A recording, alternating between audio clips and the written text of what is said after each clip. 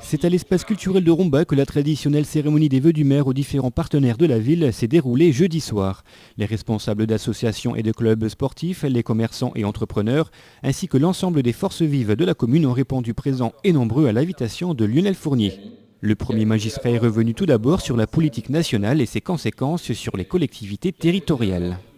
L'année qui vient de s'écouler marquera un véritable tournant pour les collectivités territoriales. D'abord, les lois de décentralisation du 13 août 2004 ont transféré aux régions, aux départements et aux communes de nouvelles prérogatives et donc de nouvelles responsabilités, sans leur octroyer les moyens financiers adéquats. Et dans un certain nombre de cas, ce transfert de charges s'accompagnera également du transfert d'importants contingents de fonctionnaires de l'État vers la fonction publique territoriale. La constance de ces réformes, c'est le désengagement de plus en plus net de l'État qui trouve commode, en période de déficit budgétaire, de se débarrasser de ses responsabilités au profit, si l'on peut dire, des collectivités territoriales et de ceux qui les font vivre, les contribuables, les fonctionnaires territoriaux et les élus. Car en fait de profit, ce sont plutôt et surtout des charges qui sont transférées. Pour les contribuables, cela signifie indubitablement plus d'impôts. Pour les fonctionnaires territoriaux, une plus grande charge de travail et de nouveaux métiers. Et pour les élus, plus de responsabilités sans les finances qui devraient aller de pair avec ces transferts de charges. Monsieur Fournier est revenu ensuite sur le plan local et sur l'année 2004 et a fait part des projets et réalisations que l'équipe municipale s'efforcera de mettre en place en 2005. Dans le domaine de l'urbanisme, il a rappelé les différents travaux de rénovation de voiries et la poursuite des travaux du lotissement de l'entrée sud. L'entrée est, le quartier Poincaré, en venant d'Amnéville et de Hagondange, est également en pleine restructuration.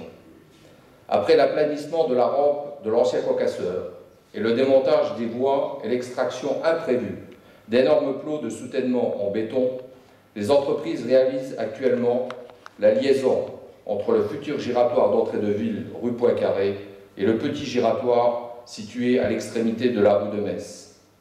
Ce projet urbain, d'un montant global de 3 millions d'euros, comprendra, outre la réalisation du giratoire et de la rue de la Marne, premièrement, la rénovation et la prolongation du passage de la Marne depuis la rue Wilson jusqu'au parking. Deuxièmement, la création d'une aire de jeu et d'espaces paysagers. Troisièmement, l'aménagement du carrefour face au temple. Quatrièmement, la rénovation de la rue Poincaré. Et cinquièmement, dès les prochains mois, l'aménagement de la rue Foch et de la rue du 8 mai 1945. Monsieur Fournier est bien sûr revenu sur le grand chantier de l'année 2004, à savoir la rénovation du quartier Bourgasser.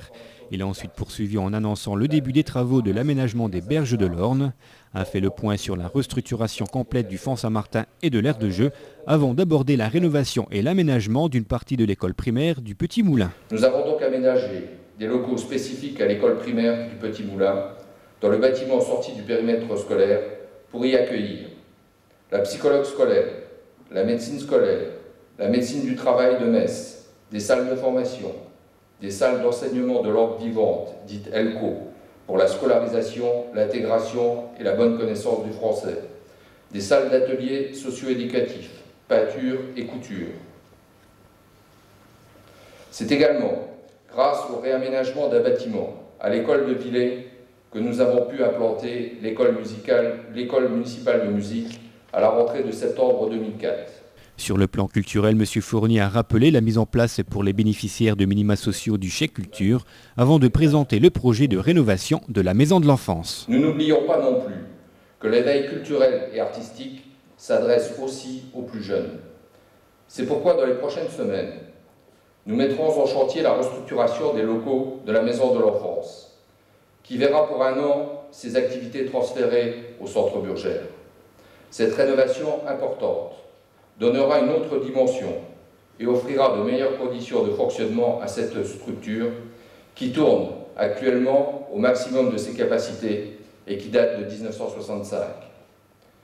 Nous travaillons également actuellement sur un autre projet qui va améliorer les infrastructures culturelles de la ville. Je veux parler de la construction d'une salle de danse scénique à l'espace culturel. Les pratiquants de cette activité disposeront d'un outil de haut niveau, dont bénéficieront également certains artistes qui se produisent à l'espace culturel, puisque la salle de danse va également permettre d'accroître le nombre de loges d'artistes, quand nous accueillons par exemple l'Orchestre national de Lorraine et certains autres groupes musicaux ou chorégraphiques. Sur le plan festif, Lionel Fournier a annoncé la reconduction de la kermesse du 1er mai, des estivales pendant l'été, d'été dansant et du circuit des mines qui deviendra Tour de Lorraine cycliste. Sur le plan sportif, nous poursuivrons notre soutien actif aux associations et aux clubs et nous ne relâcherons pas nos efforts pour continuer à mettre à la disposition des sportifs rombasiens des installations de qualité. Avec le nouveau stade du lycée, la piste et les équipements d'athlétisme, nous avons, en 2004, réalisé avec l'aide de la région Lorraine et des fonds européens, du FEDER, un investissement très conséquent, mais qui se justifiait amplement par le besoin qu'en avaient les clubs et l'usage intensif qu'en font tous les élèves de la cité du lycée Julie Daubier. Dans le cadre de l'intercommunalité, la déchetterie du Moulin Neuf sera entièrement reconfigurée et sera notamment plus facile d'accès et plus agréable à utiliser. Monsieur Fournier s'est ensuite félicité du cadre de vie rombasien grâce à sa politique de fleurissement. La vitrine que nous offrons par ces actions, aménagements urbains, embellissements, nouvelles technologies, spectacles culturels et musicaux, rejaillit indubitablement sur l'image de notre ville à l'extérieur et attire de nouveaux habitants qui désirent s'installer à Romba. C'est aussi une des finalités de notre action. De plus, dès le début de cette année, je souhaite également entreprendre une réflexion sur le bâtiment de l'hôtel de ville.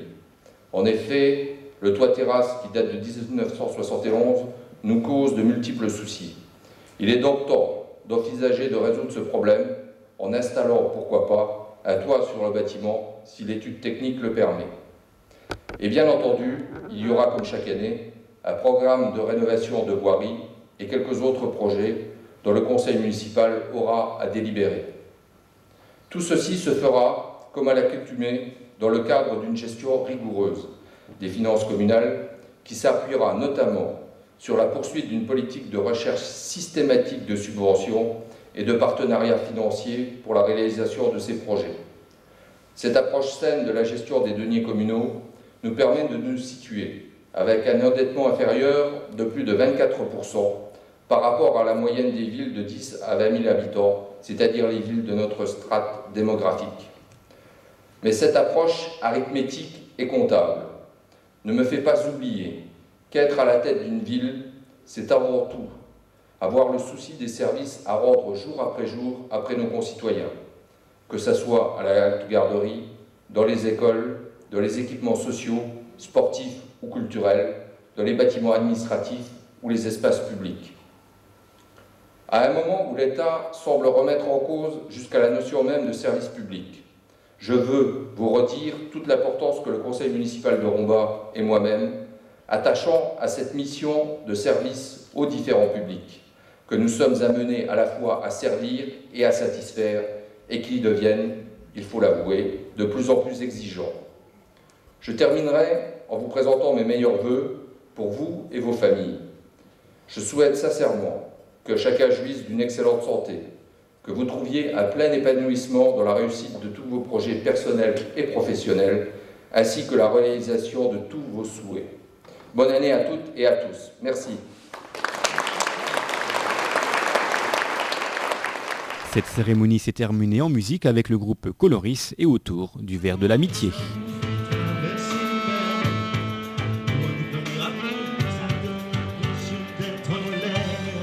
De quitter ses sabots, c'est pour ça,